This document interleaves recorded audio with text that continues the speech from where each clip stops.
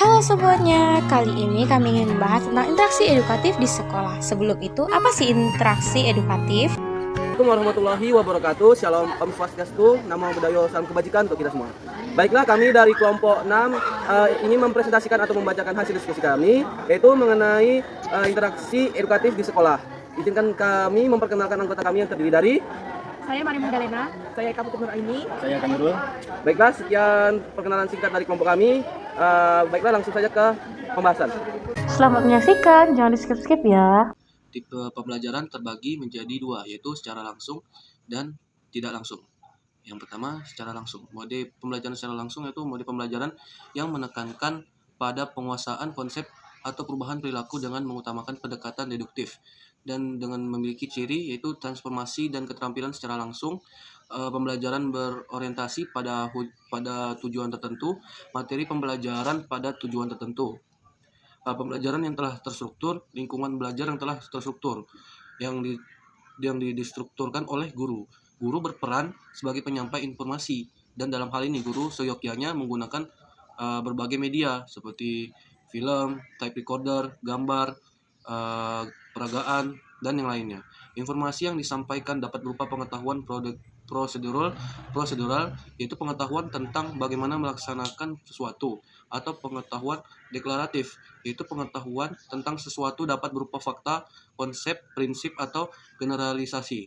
Kritik terhadap penggunaan model ini antara lain bahwa model ini tidak dapat digunakan setiap waktu dan tidak dapat semua tujuan pembelajaran dan semua siswa.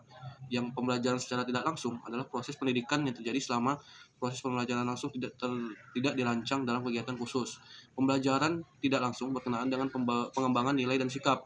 Berbeda dengan pengetahuan tentang nilai dan sikap yang dilakukan dalam proses pembelajaran langsung oleh mata pelajaran tertentu.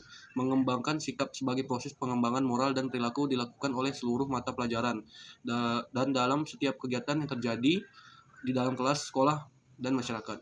Oleh karena itu, dalam proses pelajaran kurikulum 2013, semua kegiatan yang terjadi selama belajar di sekolah atau di luar dalam kegiatan co-kurikuler dan ekstrakurikuler, terjadi proses pembelajaran untuk mengembangkan moral dan perilaku yang terkait dengan sikap. Yang selanjutnya yaitu apa itu interaksi edukatif di sekolah? Interaksi edukatif di sekolah, interaksi dapat diartikan sebagai interaksi edukatif di sekolah, interaksi dapat diartikan sebagai suatu aktivitas relasi berbagai elemen edukatif, baik pendidik, staf, administrasi, maupun anak didik. Setidaknya ada 3 aspek tentang karakter anak didik. Pertama, perbedaan biologis, di mana anak didik memiliki jasmani yang tidak sama kendati pun dari satu keturunan yang sama. Kedua, perbedaan intelektual, yang salah satu aspek selalu aktual untuk dibicarakan karena ikut menentukan keberhasilan pembelajaran. Yang ketiga, pembelajaran psikologi.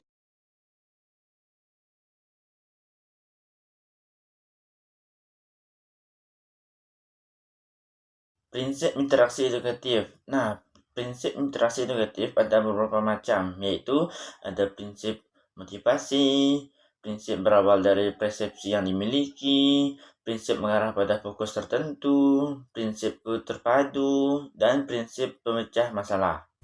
Dalam interaksi edukatif, masalah itu diciptakan agar para pendidik dapat menyelesaikan masalah, terutama masalah bertalian dengan kebutuhan anak didik itu sendiri yang memiliki beberapa prinsip. Yang pertama yaitu prinsip mencari, menemukan, dan mengembangkan.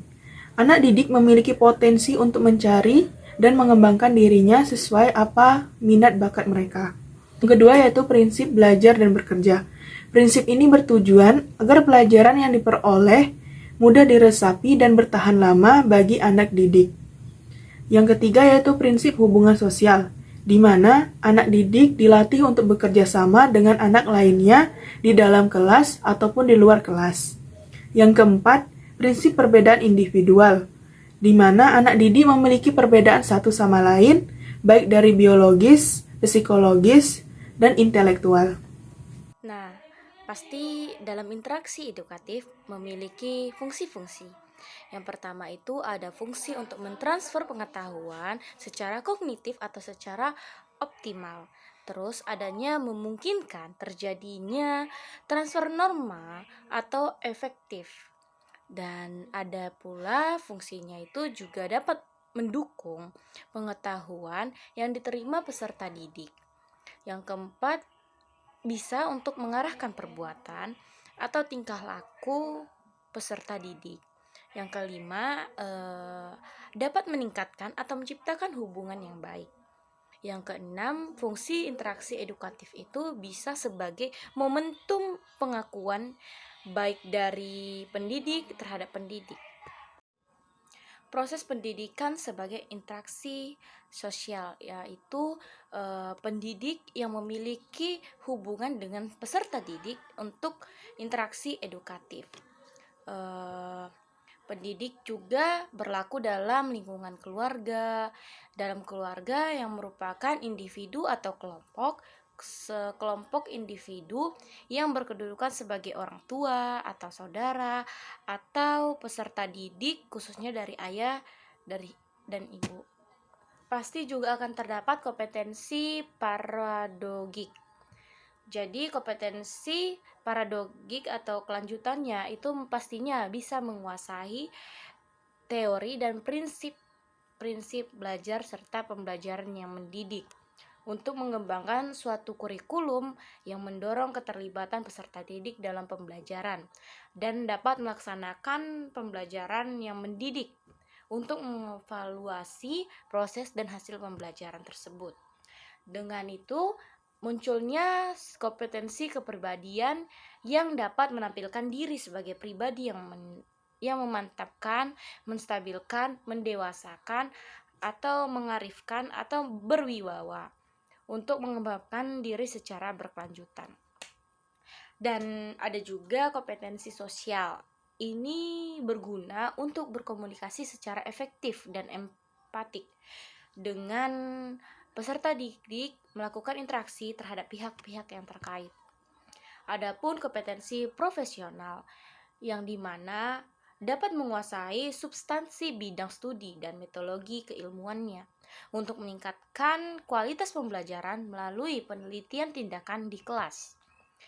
Dan ada juga pendidik dalam lembaga pendidikan non-formal, yang dimana pendidikan non-formal diselenggarakan bagi masyarakat atau warga yang memerlukan layanan pendidikan, berfungsi sebagai pengganti, penambah, atau pelengkap pendidikan formal dalam rangka mendukung pendidikan sepanjang hayat. Ini ada dalam Undang-Undang Nomor 26 Pasal 26 ayat 1 Undang-Undang Nomor 2 Tahun 2003. Pendidikan non-formal tidak didasarkan aturan-aturan yang sangat ketat sebagai penyelenggaraan pendidikan formal. Oleh karena itu, syarat untuk menjadi pendidik pada lembaga pendidikan formal tidak seketat syarat untuk pendidik lembaga pendidikan formal. Dan ada peserta didik. Hakikatnya, peserta didik itu merupakan sekelompok individu atau individu yang menjalani proses pendidikan agar menjadi perubahan-perubahan pada diri mereka sesuai dengan kualifikasi yang diharapkan.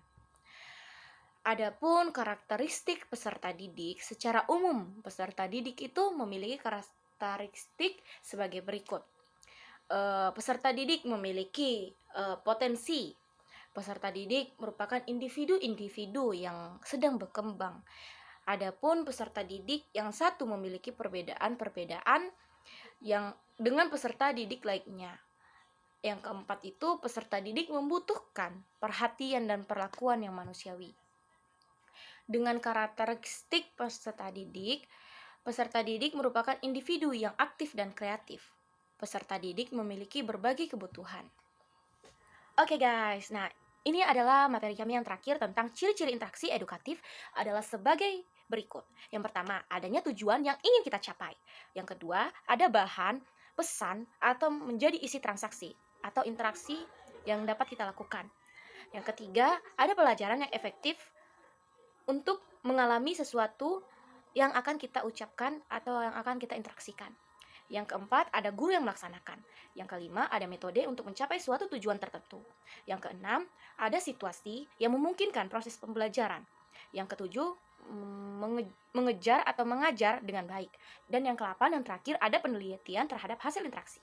Dan presentasi dari kelompok kami semoga bermanfaat bagi kita semua. Baiklah, terima kasih dan sampai jumpa. Bye-bye.